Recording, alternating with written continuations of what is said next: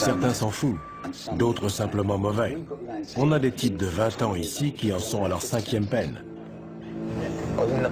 On a parlé de moi dans le journal quand j'avais 14 ans. Genre, un jeune de 14 ans terrorise le quartier. Déjà une star. Si le mec nous file pas la thune, on le torture d'abord. Genre un coup de marteau dans la tête ou on lui brûle les orteils au chalumeau. Après, s'il a vu notre visage, on est obligé de le tuer. Ils n'ont pas bien conscience des règles. On leur dit non et ils se retournent en disant « je vais t'éclater ». Vous allez faire quoi? Vous allez faire quoi? Tout peut arriver. On peut être là en train de parler à un détenu et la seconde d'après, il y en a un qui se prend une queue de billard dans la tête. Hein? Vous allez faire quoi? Bienvenue en enfer. Mettez-le à terre! La prison d'Aylesbury, dans le Buckinghamshire, abrite les criminels parmi les plus dangereux de Grande-Bretagne. Ouf ça. On y croise des meurtriers, des violeurs, des malfrats et des pédophiles. Le plus effrayant, c'est que les plus âgés d'entre eux ont tout juste 21 ans. Un détenu sur 5 purge ici une peine à perpétuité ou d'une durée indéterminée pour protéger la société compte tenu de la gravité de leurs crimes. Pour garder le contrôle de la situation, les surveillants doivent faire preuve d'une vigilance permanente. Mes chaussures? Mais ils doivent également aider ces jeunes à reconstruire leur vie brisée. Ils ne sont pas faciles à gérer. La plupart purgent de longues peines pour des crimes assez sérieux. Il faut tout reprendre à zéro. C'est difficile. On leur a appris qu'ils pouvaient faire tout ce qu'ils voulaient. Après s'être attirés des ennuis et s'être retrouvés devant la justice, ils atterrissent ici et on essaie de corriger ce que leur famille ou leurs amis leur ont enseigné. Certains nous poseront toujours des problèmes.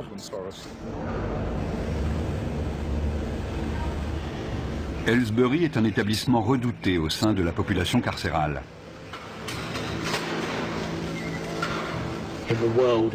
Chez les détenus, la légende veut que Aylesbury soit la pire prison du monde. Quand vous arrivez, vous êtes accueilli par 5 matons baraqués, armés de matraques, et on vous assomme à la descente du bus. Ceux qui arrivent ont peur parce qu'on leur a dit qu'il y avait des problèmes de gang, des bagarres tous les jours, 4 à 7 par jour. Mais depuis un an, ça s'est un peu calmé. En revanche, quand un incident éclate, c'est généralement très sérieux. Ils utilisent des armes, des queues de billard, des armes artisanales, dans la gorge, dans la poitrine, sur le front. Il n'y a pas de règle. Et c'est rarement 1 contre 1. C'est plutôt 6 contre 1. Si le personnel n'intervenait pas, il pourrait y avoir des morts. Caspian Hogg est le dernier arrivé. Il a 18 ans. Après avoir été incarcéré dans un établissement pour mineurs, il a été envoyé ici en raison de problèmes disciplinaires. Asseyez-vous ici. Combien de fois avez-vous été incarcéré? 4 ou 5 fois. Ok. Quelle peine cette fois? 4 ans. 4 ans, d'accord. Avez-vous déjà pris de la drogue, de l'alcool ou autre produit assimilé? Ouais. Ok. Quoi précisément? Juste de la coke, du cannabis. Juste de la coke? Ouais. D'accord. Vous serez suivi par mademoiselle Morgan. Il y a des gangs dans votre quartier? Ouais. Vous faites partie de quel gang? Stratford Longside. D'accord. Vous avez des gangs rivaux? Ouais, les Farafield FMD. FMD? Ouais. Qu'est-ce qui vous oppose? C'est juste un gang rival avec qui on se frite en prison. En prison? Ouais, en prison. Donc c'est un gang de prison? Ouais. On est coincé toute la journée dans une cellule. On n'a rien à faire.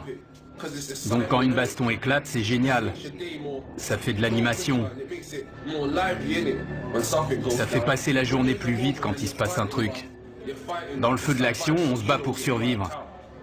Tu les défonces, ou alors c'est toi qui te fais défoncer. Moi, je me lâche. Si t'y restes, t'y restes. C'est comme ça.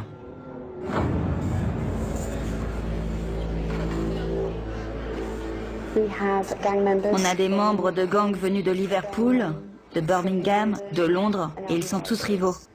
Certains viennent de milieux où ils n'ont connu que la violence. C'est déjà ouvert? Oui, c'est déjà ouvert. Les radiateurs devraient être éteints ce soir. Je sais, il fait un peu chaud. Je peux poser mes affaires de douche? C'est un nouveau lieu, un nouvel environnement. Les 24 premières heures sont les plus explosives. On s'assure qu'ils ont tout ce qu'il leur faut et qu'ils sont bien installés pour leur première nuit. Les rivalités entre gangs entraînent d'inévitables règlements de compte.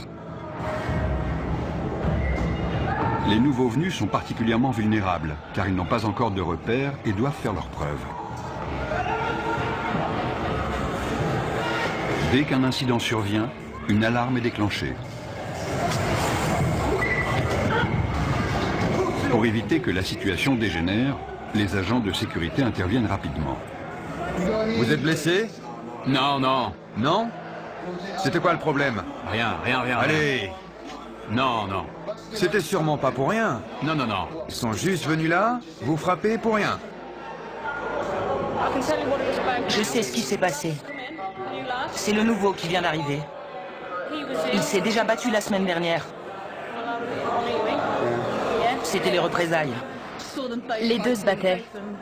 Les deux se sont donné des coups à la tête. Ils se disaient bonjour. Vous, ça va? Oui, ça va. J'ai pris un coup dans le sein. Mais si ça se trouve, c'était son coude à lui.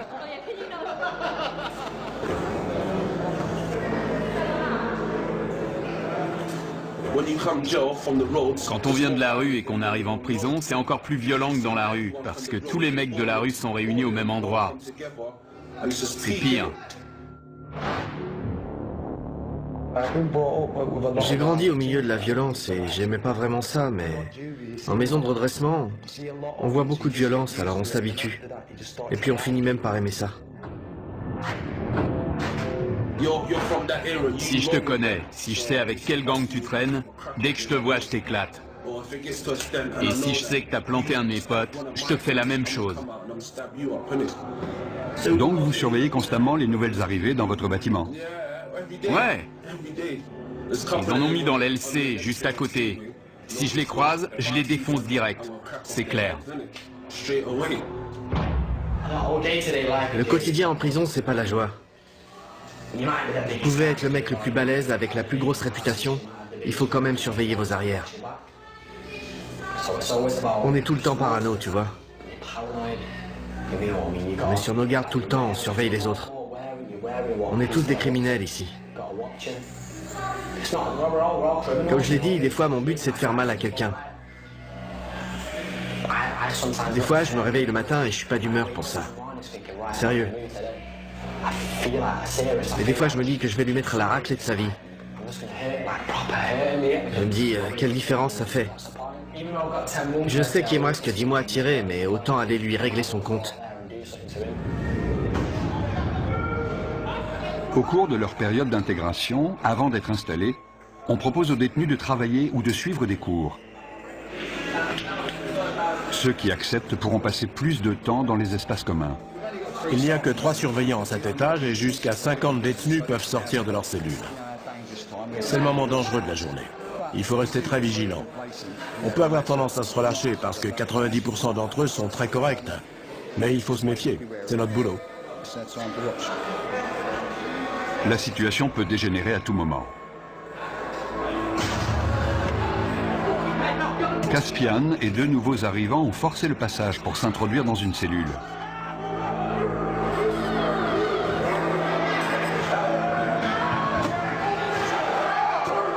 Ils sont armés, ils sont 4.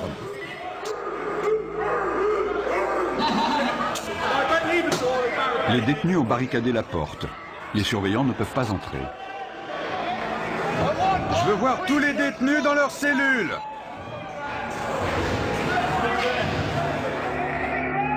Le directeur de la prison est informé que 3 nouveaux arrivants ont pris un détenu en otage dans l'aile C.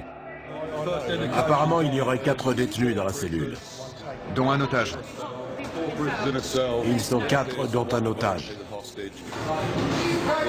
On va envoyer des négociateurs devant la porte pour tenter d'établir un dialogue et on avisera. Ma vie est en jeu. C'est pour ça qu'on doit menacer la sienne. D'accord, on va transmettre ce message au directeur. Vous comprenez? On est en danger de mort. On est forcé de faire ça. Je comprends. 3 d'entre eux viennent d'autres prisons. Ils avaient prévu leur coup. Notre priorité, c'est l'otage. Si vous faites pas venir le directeur, je le viole. Je vais le violer. Écoute, tu n'as pas à lui faire de mal. On t'écoutera de toute façon. Le négociateur joue un rôle clé car il analyse la situation pour nous. Si nous sentons que la vie d'un détenu est en danger, il est clair que les négociations sont terminées et qu'on doit intervenir. L'otage doit avoir conscience que le personnel est présent et jauge la situation car ils disent tous « je vais le tuer ». Mais est-ce qu'ils veulent vraiment le faire? J'aime pas cette prison, c'est tout. Je l'aime pas. T'es pas le seul. Mon problème, c'est que j'ai beaucoup de prisonniers qui ne sont pas heureux d'être ici. Si on commence à parler de transfert maintenant, j'aurai une autre prise d'otage dès cet après-midi, car certains vont se dire « Oh, il suffit de prendre un type en otage pour se faire transférer. » Je vais lui trancher le cou et le vider de son sang. Il a menacé de le violer et de lui trancher la gorge. Non, le cou. De lui trancher le cou. Je vais vous dire. Écoutez-moi. Vous me prenez pas au sérieux? Si, croyez-moi, nous prenons ça très au sérieux. Une cellule de crise a été mise en place par le directeur de la prison pour gérer l'incident. La décision a été prise de faire appel à des agents des forces de l'ordre spécialement entraînés pour agir dans ce type de situation. L'otage avait un t-shirt noué autour du cou, il était assis sur le lit, ils sont armés d'un couteau en plastique et de morceaux de verre. Ils ne veulent pas être ici. Ils ne se sentent pas en sécurité. Ils veulent retourner plus au nord, vers Liverpool ou Manchester. Il y en a un qui est arrivé hier, un autre il y a 9 jours. Ils viennent tous du même coin. Ils se sentent menacés par les gars de Londres. Et ils en ont assez. L'équipe d'intervention de la prison se prépare à intervenir au cas où la situation dégénérerait. La prise d'otage dure depuis 2 heures. Jason Harper passe le relais à un autre négociateur qui va poursuivre la discussion avec les preneurs d'otages. Écoutez-moi, d'accord? Je ne vais pas vous mentir. Je vous ai dit tout ce que je savais. La température de 40 degrés n'arrange pas la situation. Il s'est effondré au sol. L'otage a perdu conscience. Tournez-le sur le côté. Tournez-le sur le côté et mettez-lui la tête en arrière pour qu'il puisse respirer. Oui, voilà, sur le côté. Darren, c'est Andy. Julie vient de me dire que l'otage avait perdu connaissance. Il est allongé au sol, elle leur a expliqué la position latérale de sécurité. Le directeur est mis au courant de la situation.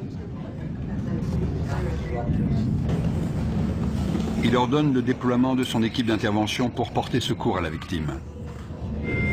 Vous m'avez dit que vous vouliez sortir. J'attends qu'on me dise comment ça va se passer. Ensuite, la situation va se débloquer. Au bout de 3 heures, les preneurs d'otages acceptent de se rendre calmement. Où il est? Je veux le voir. L'otage, il sort en premier? Non, il sort en dernier. Comment tu t'appelles? Caspian. Les mains sur la tête. Sors calmement, par ici.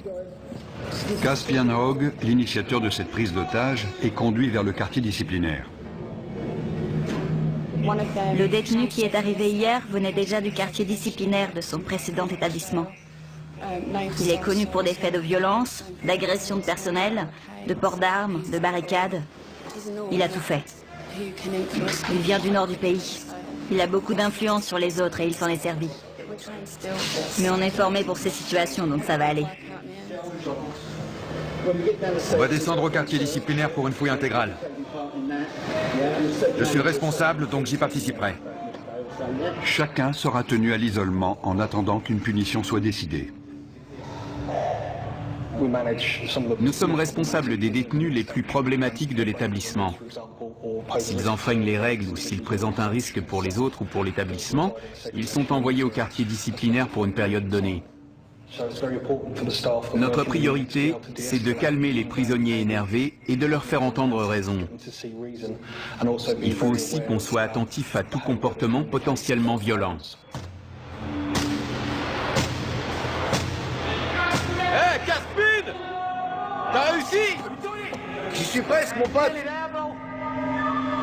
Presque. Beaucoup m'ont dit qu'ils avaient essayé de travailler et d'être de bons citoyens, et qu'ils avaient trouvé ça trop difficile. Mais ils sont très jeunes, vous savez. Les détenus seront punis pour les dommages qu'ils sont en train de commettre. Je suis resté trop sage. J'étais stressé. Il me fallait un truc à faire. J'ai saisi ma chance. En plus, j'étais pas tout seul. Le gamin qu'on a pris en otage, c'est le seul de toute l'aile que j'aime pas. Alors je me suis dit que j'allais me le faire. Mais on lui a pas fait mal, on lui a rien fait. Ils m'ont frappé au visage et dans les côtes, en me traînant avec eux. Ensuite, l'un d'eux m'a attrapé par derrière et m'a fait asseoir sur le lit. Il me tenait comme s'il voulait me briser la nuque. Les deux autres frappaient la porte avec des boules de billard dans des chaussettes. Ils ont cassé ma télé et ils m'ont mis des bouts de verre sous la gorge. Ils ont dit qu'ils allaient me la trancher. Ensuite, ils m'ont dit de me déshabiller complètement et ils ont dit qu'ils allaient me violer. Qu'est-ce qui s'est passé? Rien, rien. Ils disent qu'on a pris un mec en otage et qu'on l'a agressé dans sa propre cellule. Ils ont appelé la police et on est à l'isolement pour l'instant. Vous dites que vous ne l'avez pas pris en otage? Non, on a juste barricadé la porte, c'est tout. J'ai toutes ces pensées qui ont défilé dans ma tête. Je savais pas si j'allais en sortir vivant. Je connaissais pas ces mecs. C'était le truc le plus flippant de ma vie. Pourquoi vous avez fait ça? Franchement, j'ai pas eu de visite depuis 6 mois, depuis qu'ils m'ont mis ici. J'essaie de retourner dans le Nord. Il n'y a que des mecs de Londres ici, je veux retourner chez moi. C'est pas ma prison, je veux être dans une prison de chez moi. Je suis tombé dans les pommes. Je me souviens juste qu'ils étaient en panique. Ils croyaient qu'ils m'avaient tué. Si on continue les conneries, si on agresse les surveillants, ils nous transféreront. Ça va, Liam? Ouais, et vous? Pas trop mal. J'ai connu des jours meilleurs.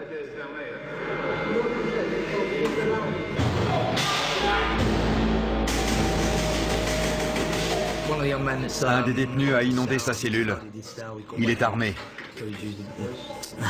Il a cassé le manche de son balai. On lui a demandé de nous le remettre. On va le déplacer dans une cellule où il n'y a pas d'eau. C'est trop court. Il doit lui en rester. Le détenu a jeté les morceaux de manche à balai dont il se servait comme arme. C'est trop court. Pourquoi vous avez gardé ce morceau, hein? Je vous avais dit de tout jeter. Reste sur le côté. Déverrouille la porte et je la pousserai. Reculez vers nous. Doucement.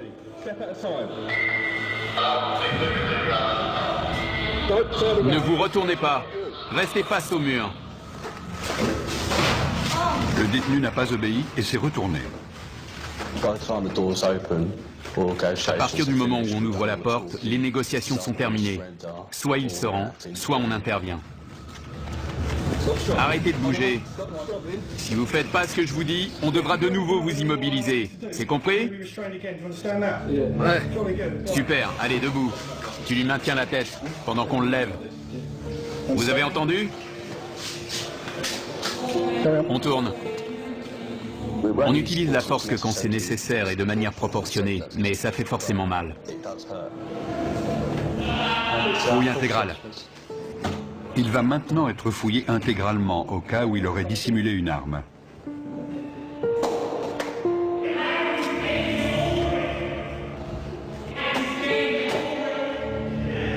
Retournez-vous. Bande d'enflures. Vous avez des réclamations à faire sur la façon dont on vous a traité? Non, non, ça va. Non? D'accord. Je vais vous demander de réfléchir aux conséquences de vos actes. Ce n'est pas la bonne méthode pour obtenir un transfert. Maintenant, je veux que vous alliez vous coucher. Clé. Nous devons les garder dans le quartier disciplinaire pendant un certain temps. Sinon, les autres vont se dire qu'ils peuvent prendre des otages quand ils veulent pour obtenir un transfert. Des détenus de confiance nettoient les dégâts causés par les preneurs d'otages. J'ai choisi la voie la plus facile. J'essaye de rendre cette peine la moins désagréable possible. On a le choix. Si tu fais le con, tu te retrouves à l'isolement tout seul sans télé, ça craint. Les détenus exemplaires participent au fonctionnement de la prison, ce qui leur permet de passer plus de temps en dehors de leur cellule. Josh est responsable de la lessive dans le quartier disciplinaire. Ça pue. Dans le quartier disciplinaire, Caspian se plaint d'entendre des voix dans sa tête et demande une aide psychologique.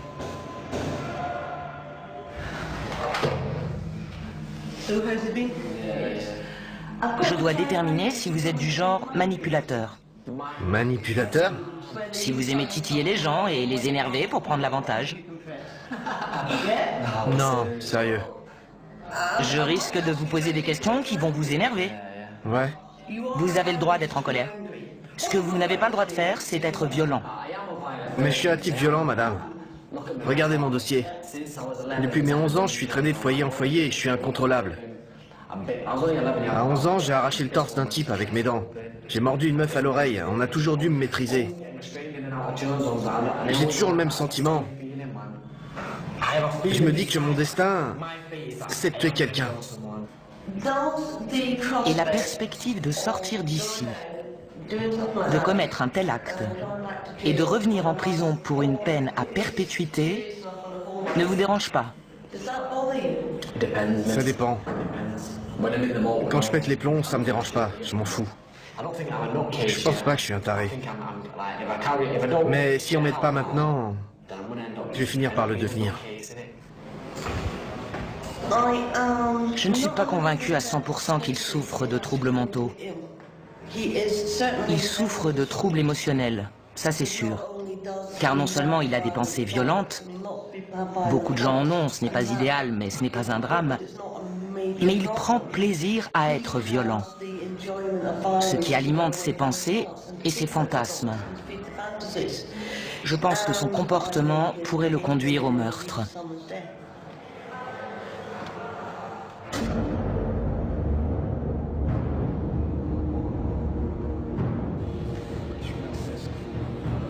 Liam Brennan, l'un des 3 preneurs d'otages présumés, a demandé un rendez-vous avec son avocat pour préparer sa défense. On voulait juste le choper dans sa cellule et fermer la porte. Mon rôle n'est pas de minimiser le délit, mais d'essayer de comprendre pourquoi et comment c'est arrivé, et quelle a été ton implication. Tu ne peux pas dire, c'est pas moi, j'ai rien fait. Ça, il te croira jamais. Écoute, différentes peines sont envisageables. J'espère que le juge optera pour des jours supplémentaires. J'ai pas le droit à l'erreur. J'avais pas parlé à ma femme et à mon gosse depuis 1 an. Elle m'a recontacté il y a quelques jours et je lui ai dit que je sortirais le 11 décembre. Les services pénitentiaires ont décidé de ne pas poursuivre Liam. Il se retrouve donc en commission de discipline. Asseyez-vous, monsieur Brennan. Je suis juge, je n'ai aucun lien avec cet établissement, vous comprenez? Oui. Vous êtes représenté par monsieur Ahmad, c'est exact? Oui, monsieur le juge. Pouvez-vous vous identifier, s'il vous plaît? Jason Harper. Vous serez le témoin de cette affaire? Oui. Il est dit que le 29 mai, vous avez retenu une personne contre son gré. Coupable ou non coupable? Non coupable. Monsieur Ahmad? Qu'avez-vous vu monsieur Brennan faire exactement? Il a passé beaucoup de temps à la porte avec moi pour m'expliquer leurs intentions. Je ne veux pas parler à votre place, mais si je comprends bien, il n'a pas menacé ni brutalisé d'une quelconque façon la victime. C'est exact. Lorsque vous étiez dans la cellule, avez-vous exprimé clairement votre désir de coopérer avec... Vous orientez l'accusé. Oui, monsieur le juge. Ne le faites plus. Vous connaissez la loi et la notion de complicité. C'est comme le chauffeur du véhicule qui attend les braqueurs de banque. Il se rend coupable de vol même s'il n'a pas pénétré dans la dite banque. Monsieur Brennan n'a apparemment eu aucun contact physique avec ce détenu qui était apparemment séquestré. Avez-vous vu les autres retenir la victime? Je n'ai vu personne le retenir. Quelle était la taille de la cellule? Petite, c'est une cellule de prison. J'ai du mal à croire que vous n'ayez rien vu. Ça me paraît inconcevable. Ou alors il ne s'est rien passé. Parce que sinon vous l'auriez forcément vu. C'est ça que vous me dites? Je dis pas qu'il s'est rien passé. Je dis juste que j'ai rien vu. Je regardais de l'autre côté, vous avez entendu Monsieur Harper. Je lui ai parlé pendant un long moment. Il est très clair pour moi que vous étiez tous les trois complices dans cet incident et je n'ai aucune hésitation à vous déclarer coupable. Je vous impose 32 jours de détention supplémentaire. Vous avez tout compris? Oui, j'ai compris. Cette procédure est terminée, merci. Pourquoi n'a-t-il pas été mentionné que la victime avait été dénudée et menacée de viol? Ça m'a surpris. Ouais, ça m'a étonné aussi. C'est mon jour de chance. L'agression n'a pas fait l'objet d'une poursuite pénale car la victime a eu trop peur pour témoigner. Dans le quartier disciplinaire, tous les privilèges, y compris la télévision, sont retirés. Brennan refuse de retourner dans sa cellule, à moins qu'on lui apporte une télévision pour qu'il puisse suivre le match de foot Angleterre-Ukraine. Je ne vous entends pas. Vous savez quoi? Quoi? Je suis coincé ici 2 semaines sans télé, donc je m'en fous de m'attirer des ennuis.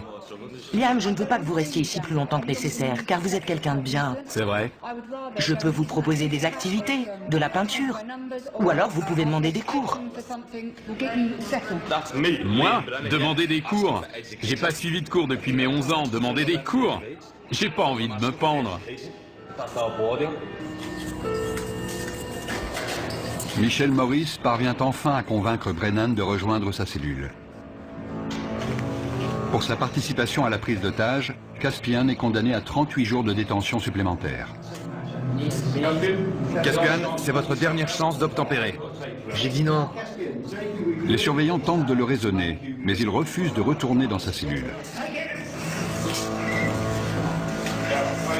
Il sera envoyé dans le quartier disciplinaire jusqu'à ce que le directeur estime qu'il est capable de rejoindre les autres détenus. Caspian, si tu ne suis pas nos instructions, on t'immobilisera de nouveau. D'accord? Personne n'est au-dessus du système. Il y a des règles, des procédures, des lois à suivre, que vous soyez un détenu ou un surveillant. Personne n'est au-dessus de ça. Debout. Debout. Caspian, par ici. Il n'y a qu'à l'extérieur qu'on peut considérer ces jeunes de 18 ans comme des adultes. Beaucoup n'ont pas la maturité d'un adulte. Ils sont très influençables et peuvent s'attirer des ennuis. Entre là-dedans. Je vais demander à l'infirmière de venir te voir.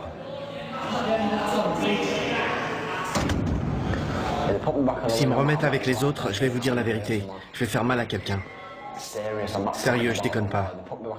S'ils me remettent là-bas, je vais choper un de ces connards et je vais le défoncer comme il faut. Je suis sérieux. J'ai l'impression d'avoir une double personnalité. Tout m'énerve, tout le monde m'énerve. J'aimerais parler à quelqu'un, mais j'ai la tête en vrac. J'ai l'impression qu'elle est énorme. Il y a tellement de trucs là-dedans, je me sens vraiment en colère. Je suis en rogne. Il y a certains détenus que je n'aimerais pas voir libérés avant très longtemps. Parfois, on travaille avec eux simplement pour les aider à gérer le fait qu'ils sont en prison.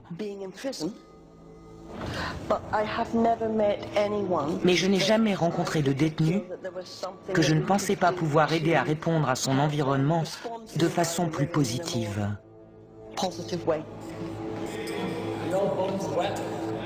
L'état mental de Caspian Hogg continue d'être surveillé.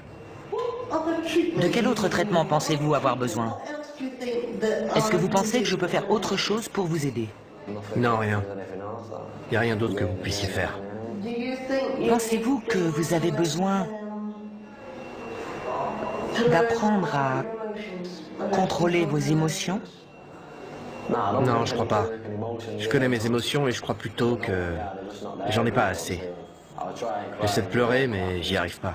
Je peux pas pleurer. Sauf des fois, ça vient sans prévenir, ça arrive. Vous voyez de quoi je parle? Je pleure pas quand il se passe un truc triste. Ça m'arrive même de rire. Pour vous, est-ce plus normal de penser à ce que ressentent les autres ou de ne pas y penser? Ça dépend des moments. Là, c'est moi, je suis là, je vous aime bien. Vous me comprenez? Mais si vous tombez sur moi un autre jour, quand je suis en mode furieux, je vois des choses différemment. Tout est en vrac. Je pense comme un psychopathe. Quand j'étais gosse, j'ai jamais voulu devenir policier ou ce genre de truc. Déjà, quand j'avais 8 ou 9 ans, j'ai toujours voulu tuer des gens. Mon père s'est fait assassiner quand j'avais 6 ans. C'est un truc de dingue, quoi. Depuis, c'est le brouillard. C'est le bordel dans ma tête. Jeudi, je vous ai pris rendez-vous avec un psychiatre. Cool. Je ne sais pas à quelle heure ce sera. Ok. Il vous prescrira peut-être des médicaments. Je serais content s'il m'en donne. Mais s'il m'en donne pas, je serai en rogne. Ça vous mettra en colère? Ouais, carrément. Je suis convaincu qu'on ne naît pas bon ou mauvais. On apprend de notre environnement comment réagir au monde qui nous entoure. Et certains apprennent que la meilleure façon de réagir à ce monde, c'est par l'agression ou la violence. Super papa, tu sais comment je t'aime? Et quand tu l'ouvres, c'est marqué gros comme ça. Le père de Caspian a été assassiné quand il avait 6 ans. Il est donc très conscient de son rôle de parent. Je veux pas que mon fils grandisse dans les mêmes conditions que moi.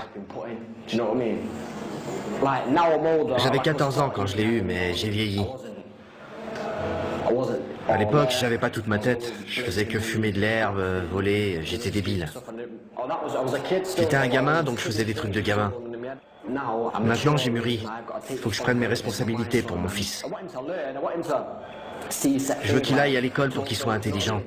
Je veux pas qu'il finisse comme moi dans la rue ou en prison. Qu'il soit obligé de commettre des crimes. Je vais être là pour lui, qu'il puisse me parler ou me demander de l'argent quand il en a besoin. Je vais être un père pour lui, c'est tout. Il faut que je sois un bon père. C'est con de jamais le voir, c'est vrai. C'est horrible. Il faut tenir le coup et pas lâcher l'affaire. Je peux lui parler de temps en temps, c'est déjà ça. Devon avait 15 ans quand son fils est né. À l'époque, je voulais pas de gosse, tu vois. Mais c'est arrivé comme ça. Elle m'en parlait tout le temps. Et alors je me suis dit, pourquoi pas? Quelqu'un va peut-être te régler ton compte demain. Tu sais pas où tu vas finir, alors autant pas perdre de temps. Vous avez vraiment pensé à la mort à ce moment-là? Ouais, évidemment. Dans mon quartier, il y a beaucoup de violence. Des gens meurent tout le temps. On n'est jamais à l'abri, ils peuvent vous dégommer quand vous traversez la rue. Pour certains détenus, le téléphone est le seul moyen de rester en contact avec leur famille. Ouais, tu me manques, bonhomme. Non, tu peux pas venir me voir. Papa est occupé. Papa nourrit des animaux. Je sais pas comment ça se met. Je veux pas que ça lui tombe dessus. Dans la chapelle de la prison, Josh se prépare pour la fête des pères.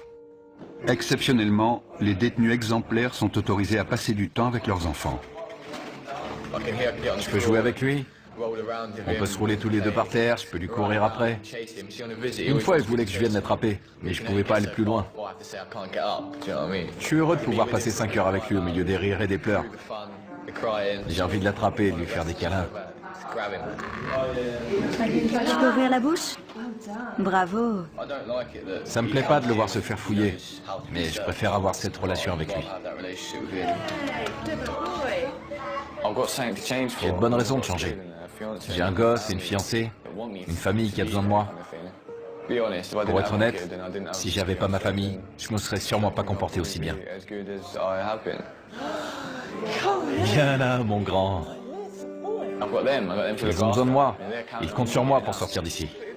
Où elle est, ta cape? Tu fais ton timide? Si je me comporte bien, je retrouverai ma famille. C'est simple. Si je joue le jeu, je gagne tout. Sinon, je perds. Comment ça va, ma belle? Oh, arrête.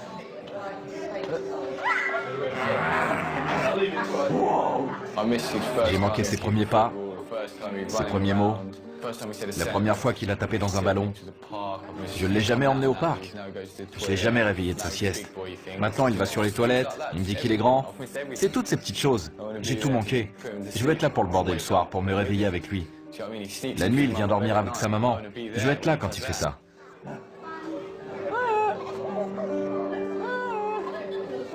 Messieurs, dames, s'il vous plaît, vous pouvez vous dire au revoir? Tout va bien. Quand j'ai su que j'allais en prison, je pensais qu'elle allait m'oublier. J'avais 18 ans. Et on était ensemble depuis 2 ans et demi. C'est un vrai test pour des adolescents, de rester fidèles et loyaux. Quand on est en prison, on ne pense qu'à ça. Il faut pouvoir compter sur quelqu'un de confiance pour traverser ça. Sinon, on craque. Je pourrais être là toutes les nuits à imaginer qu'elle me trompe. À plus. Je t'aime.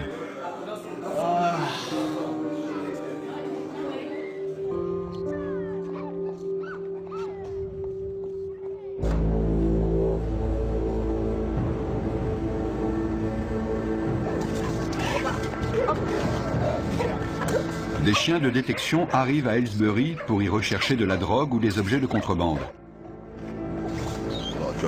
Il y a beaucoup de dealers en prison, et ça ne risque pas de s'arrêter. Il y a de l'argent à se faire. Les téléphones portables sont aussi un problème sérieux. C'est pour ça que les chiens sont capables de les trouver. Ils peuvent être utilisés pour planifier des évasions ou tout autre type d'événement. On fouille des cellules tous les jours. Et tous les jours, on trouve des choses. Sortez de votre cellule. Quand ils voient les chiens, certains se précipitent pour cacher leur matériel. On demande aux détenus de sortir de leur cellule pour que les chiens puissent travailler tranquillement. C'est n'importe quoi, il va renifler partout. Comment savez-vous qu'il a trouvé quelque chose? Il s'immobilise et pose son nez sur l'endroit concerné. Si c'est hors d'atteinte, il reste assis et regarde dans la direction de l'objet.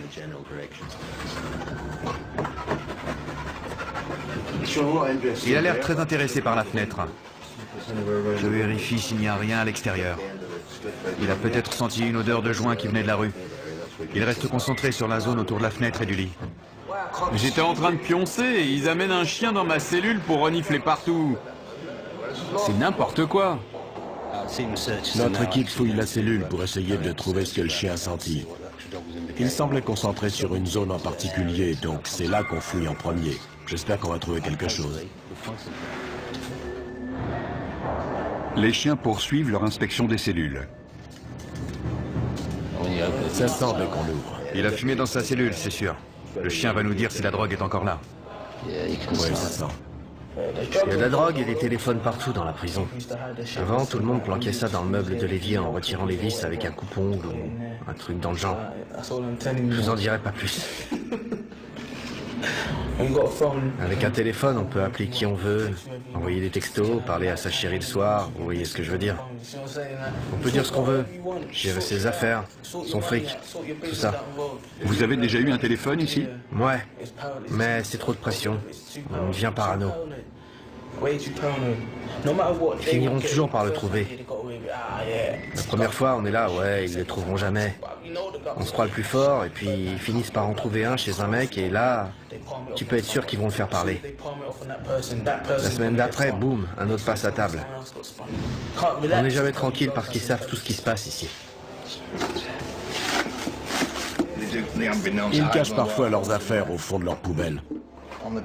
Ils croient qu'on va pas les fouiller parce que c'est dégoûtant.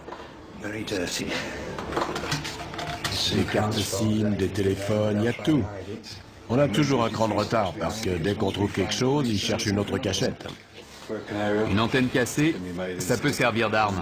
Il en a plus besoin, on l'apprend. Ils aiment regarder des images, évidemment. Je veux pas savoir ce qu'il fait avec ça.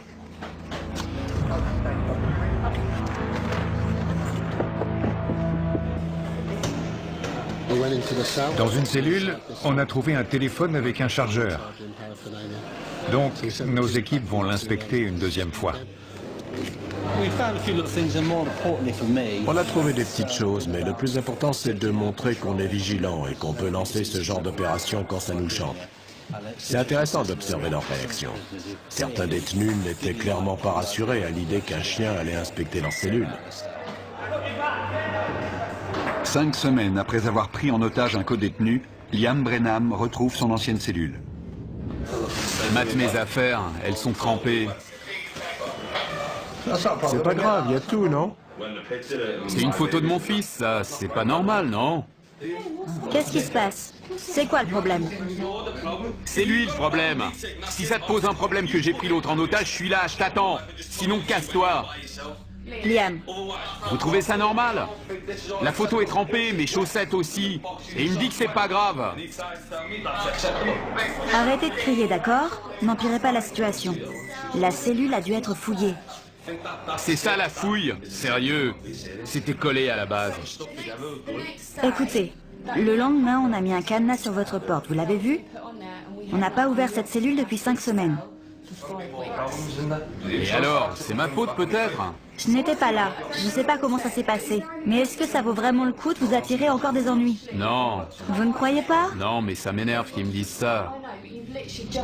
Oui, mais vous venez juste de revenir. Le mieux, c'est de faire profil bas.